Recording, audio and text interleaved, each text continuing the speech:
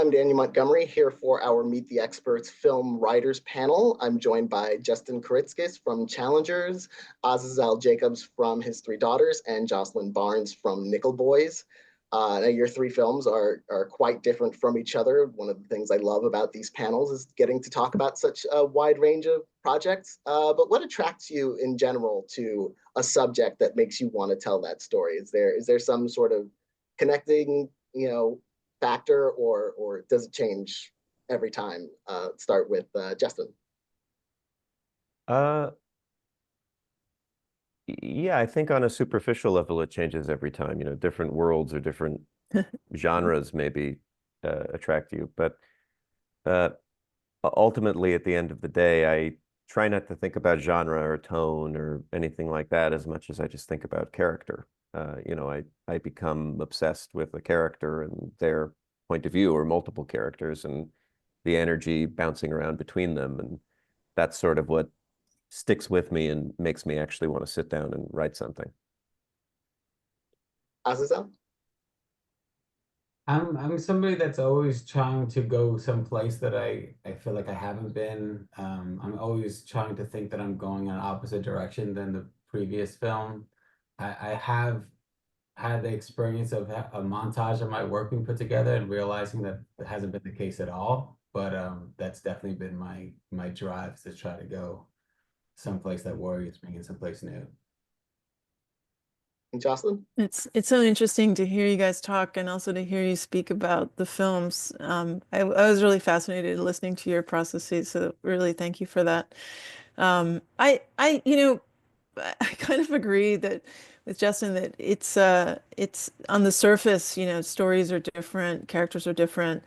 Maybe you're experiencing something in your own life that makes you want to do something in a particular moment. But I do feel like there's certain bones that we worry, like just, like a dog with a bone over time that just keep coming back as themes. And one of them for me is just this desire in film, and it doesn't really matter what kind of film, but this desire to think about our ethical relationships to one another and to other beings on the planet and how to think about those and what is the process that we agree all together as a kind of how do we invite each other into an experience and how do we come to understand a shared reality? And I think in this case with Nickel, this had a lot to do with memory and recognizing rather than knowing was a central thing for me in thinking this through with Ramel.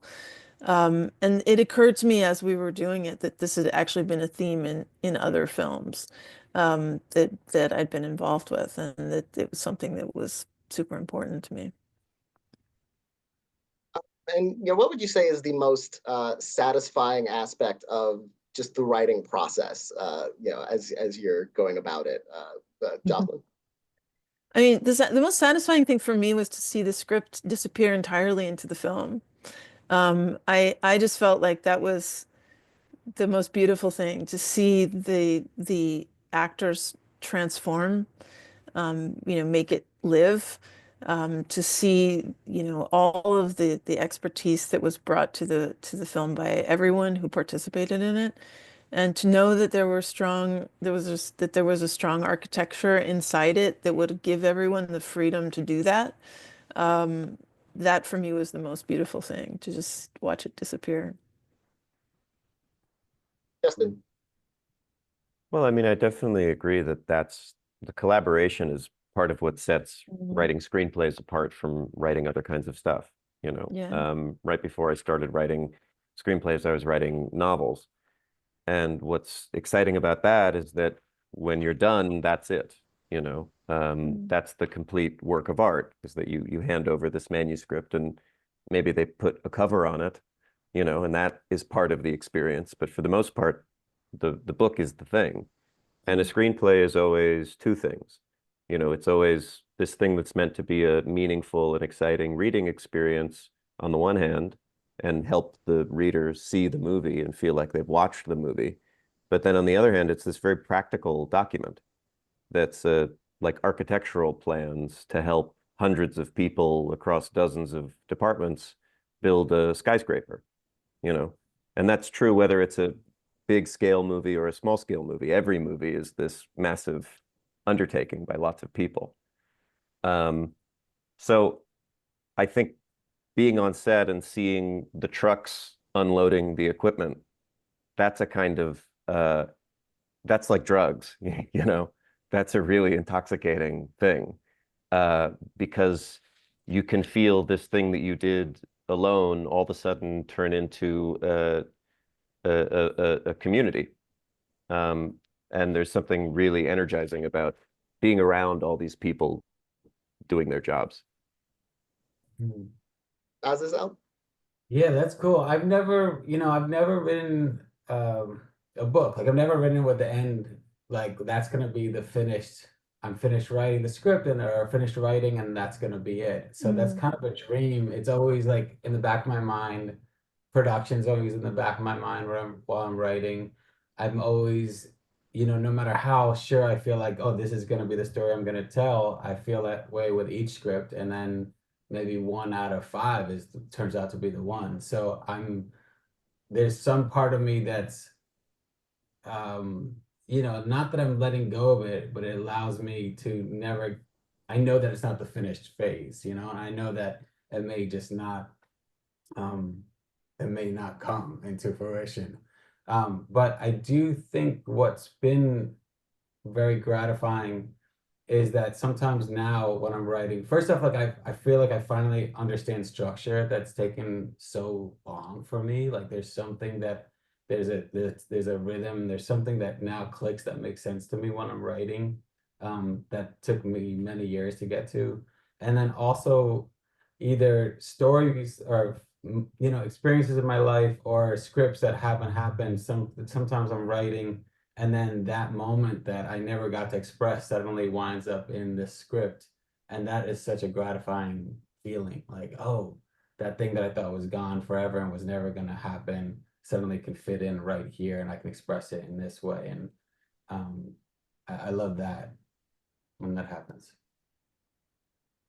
And what writers from any medium really have inspired you lately in your work, or have just impressed you and excited you, Azazel? Oh, wow, that's a good one. I will say that for whatever reason, this particular last script, like I was reading a lot about film criticism, and one of the best ones, Lillian Ross's picture is kind of amazing, and then Louise Brooks' book, like collected a story, just writing about film, had me think about structure and had me think about just the idea of how to tell a story. And those I hold on to.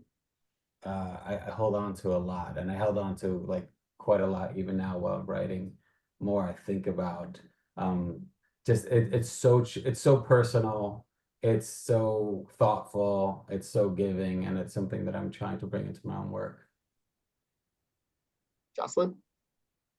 I think I've been reading a combination of things of fiction and nonfiction and preparing for another film that's coming up, which is a book by Abdelrahman Munif called Cities of Salt, which is about the first encounter of the Saudi Bedouin with the American oil companies. So I've been really focused on that. I would say inspiring another writer who's inspired me a lot in the last few years is Rachel Cusk. Not necessarily for thinking about cinema or adaptation, just but for the pleasure of reading. Justin? I'll definitely second Rachel Cusk. Yeah, I love her books very much. I mean, when I was writing Challengers, I was reading a lot of manga, which I found very useful in thinking about screenwriting.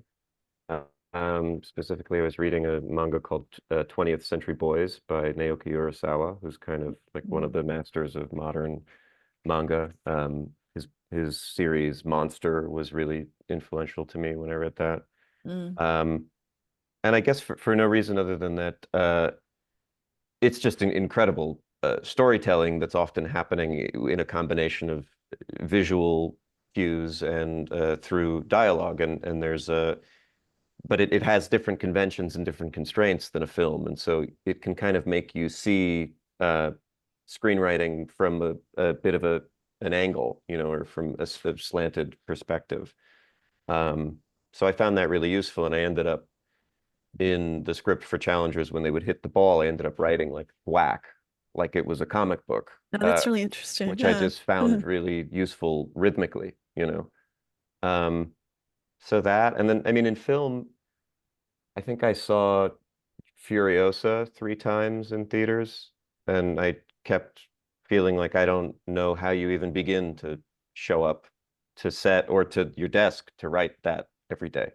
I'm like completely in awe of George Miller and Nico Lutharis, I think is how you pronounce the name of his co-writer. Mm.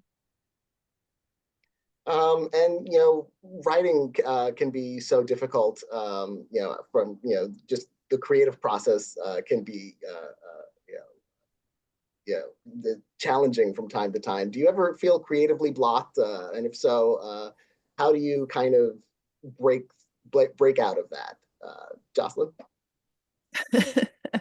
Well, I mean, it's definitely a discipline, that's for sure. I find that staying inside, when writing something, staying inside it is really important. If I get interrupted a lot and I'm just pulled out of it all the time, that becomes a real problem, and that can sometimes amount to a block.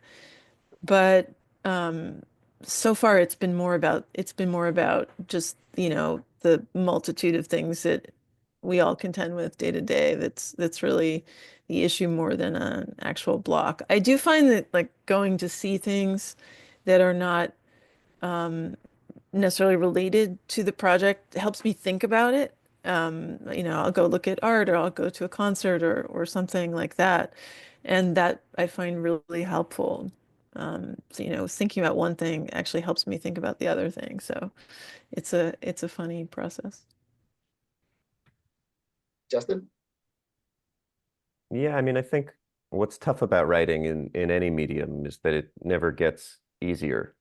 Or at least for me, you keep kind of thinking like, I've done this a couple times, maybe this time it'll go smooth. And it never does, but what does get easier is that you have the knowledge that you felt this same way before many times, and you somehow got through it and ended up with something maybe that you really liked, or maybe even just something that exists, right? And I think so that can give you courage, that sort of proof. But I think it's useful for me to remember that at some point I hadn't written anything and I made it to the end of a script. So you didn't even need that proof to have the courage. That was always available, you know. But yeah, that's how I get through the inevitable tough times on any script, is I just remember it felt exactly this way last time. And now I don't feel the pain of that anymore. So this pain too will go away at some point. Yeah, that's Azazel? true. Yeah, I connect with that for sure. I think every time I've gotten stuck, I generally feel like it's because I'm trying to be clever and I'm trying to write better. Like I try to write badly then, just to keep writing. Um, I think that it's like I'm trying to write something as if it's a final draft. And if I can just take a bunch of steps back and just go like, no one's gonna read this, and just as long as I'm writing, and it could be as dumb as even if it's stupid as ever, but like I'm writing, that's worth it. And it's just I guess, getting rid of that ego of thinking like, oh, someone's gonna read this, and just, yeah, I'm kind of being a bit more humble about what I'm up to at that point. And then another thing is like, I'm a pacer, so if I can go to a coffee shop, and it's just too weird to get up out of your chair and pace in the coffee shop, that always helps me. It just forces me to stay in my chair and keep writing. Well, I want to congratulate you all again on the work you've done, and thank you so much for talking to me and sharing your insights about your craft and your profession. It's been such a pleasure. Thank you so much. Thank you. Thanks a lot. Thanks to everybody. Yeah, it's a Yeah. Thanks, pleasure. guys. Great to meet you Yeah. guys.